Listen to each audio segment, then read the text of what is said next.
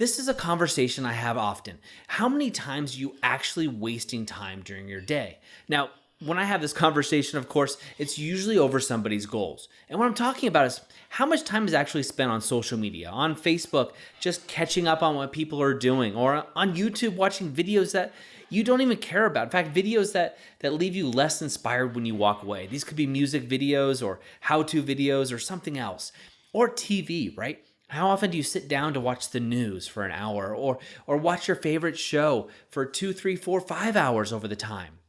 Or how many times are you just not being efficient? Kind of like twiddling your thumbs and find yourself just walking around your house aimlessly. Now, most people I talk to, it's anywhere between 4 and 8 hours, which I know if you're hearing this and you actually haven't thought about it, sounds like a ton of time, and it is.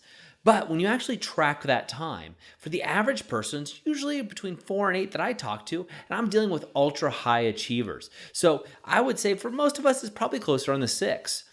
Now, I'm guilty of this too, of course. My wife and I, we love different TV shows, and we'll sit down, we'll watch them, and as soon as one episode finishes, we'll say, let's watch the next one. And we'll go on. Next thing you know, 2 hours is gone. And, and sometimes I'll walk away going, geez, that wasn't really quality time. We didn't really have quality time together. We both had entertainment time. And sometimes I find myself watching a show that I don't really even care about. I mean, do you do that? You're watching shows or you're on social media really just to kill time or avoid doing the important. And that's really what we're talking about. Oftentimes when we're actually doing these things that are unimportant, checking Facebook or checking email repeatedly or whatever it may be, it actually makes us feel worse about ourselves. This can also be TV shows. I know a lot of you out there who are entrepreneurs or aspiring entrepreneurs, and you watch shows like Billions or Ballers because you get inspiration from those shows. But oftentimes when I talk to you, really you get inspiration, but you also feel bad about yourself because you think you should be this award-winning actor, or you should be this bestseller, or you should be somebody who is killing it on the speaking circuit or personal development line. You think you should be this number one person. This would be like me thinking I should be the best, radio host or best voice or best videographer or something like that, and not doing the work to do it and getting depressed. And when you watch these shows, it reminds you often of the things you're not doing because you're doing that to escape. You're doing that as a part of escapism to avoid doing the important things that you should be doing. But what does this equate to, right? So if you're doing this 4 hours a day, which for most and the average people I talk to is pretty much minimum when you track it. And when I say track it, I'm using things like Rescue Time. I usually have most of my clients get the Rescue Time application. It's free for the basic version. There's other stuff out there, but it gives you a rough idea of what time you're using. Now, Rescue Time unfortunately doesn't work for the iPhone, and that's where I know most of my clients, and probably you, and certainly me, waste our time. And it is alarming when you actually see what you're doing on apps. But let's just say for this example, right? You're doing 4 hours. Now, 4 hours every day for a work week, that's 20 hours in the work week. And let's say that you're making $20 an hour. Now, I know most of you are high achievers and you're people that are becoming the author of your own story, or maybe you're already an author of your own story and you listen to this just to keep yourself on track. We're always resetting and course correcting. But let's just say for argument's sake, you're making $20 an hour. And we're not going to count in opportunity costs. We're not going to count in how if you're younger and you make this money, you invest it, it's going to be even more than 20. And again, I know most of you are making a lot more than $20 an hour. But even at $20 an hour, over 20 hours per week, you're pretty much giving up $50,000 a year. Right? And again, we're talking in some of these other factors that I'm talking about. That is to say, we're actually factoring in some of those opportunity costs. So when I got this number. So we are factoring some of those opportunity costs that you're missing on that 20 hours. Now, for some people, that's 8 hours, which is a heck of a lot more.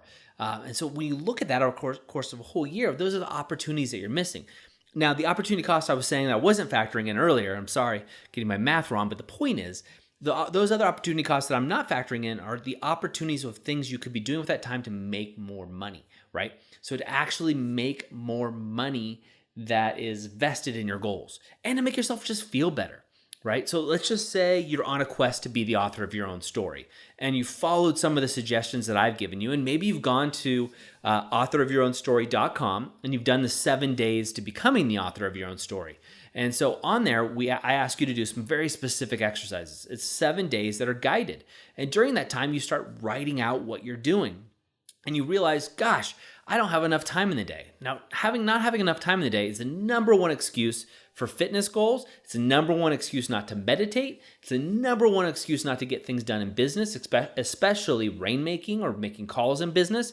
And it's the number one excuse in your relationships, right? So I don't have enough time.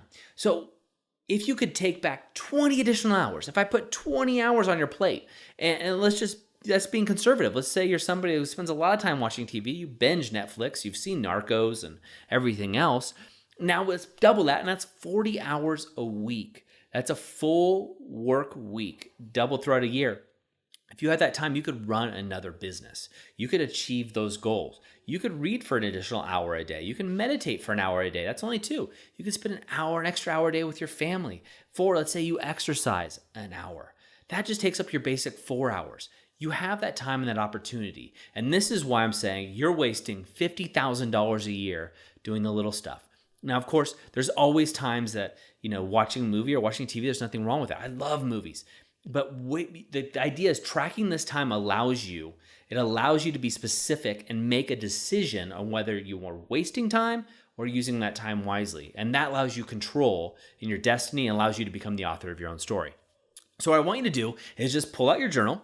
And what I want you to do is start tracking. What are you doing and when are you doing it? Now, I want you to track for a short period of time. Now, if you're ambitious, and what I make my clients do is track for 30 days. Well, let's just start with a week. Just for a week, I want you to track your time. And every time you're on Facebook, I want you just to know how much time you're on there, or Instagram. And even if it's just the app itself or whatever you're using, maybe it's reading the news, maybe it's reading the Wall Street Journal on your phone when you know you don't need to, right? You've already got the basic news or whatever you need for your business. And how much time are you watching Netflix or Hulu or Amazon Prime or just TV in general? And how many times are you doing these mindless things? I want you to calculate that, and I think you're going to be surprised at what you find. And so once you have that, just tally it up and see if that is serving you to your higher purpose, serving you to be the man or woman that you know you can be.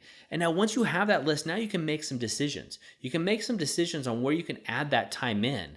And then what I want you to do after that is what I call the Dickens method. Well, I don't call it, but that's where I learned it to be. And look back. I want you to think 2 years from now, just even 2 years of wasting that time. Are you feeling good about yourself?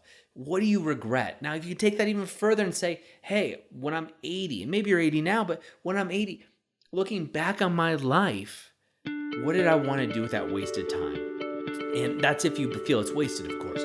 But what could I have done? What could I have done more? Could I have spent more time with my kids, my family, my loved ones? Could I have worked on my health, my wellness? Could I have worked on my wealth, my business? Could I have worked more on my spirituality? That's up to you to decide. I just want to give you the tools so you can make that decision, educate yourself, and do it from a place of power rather than just mindless action. I have a question for you. What if you could transform your life for the better in just 90 days?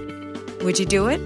Our 90-Day Game is an online program and community created for people like you who are ready to make a shift and take those dreams and goals they've been talking about for years and turn them into a reality within 90 days. Go to authorofyourownstory.com/90-day-game and turn your goals into reality. And don't forget to be the author of your own story.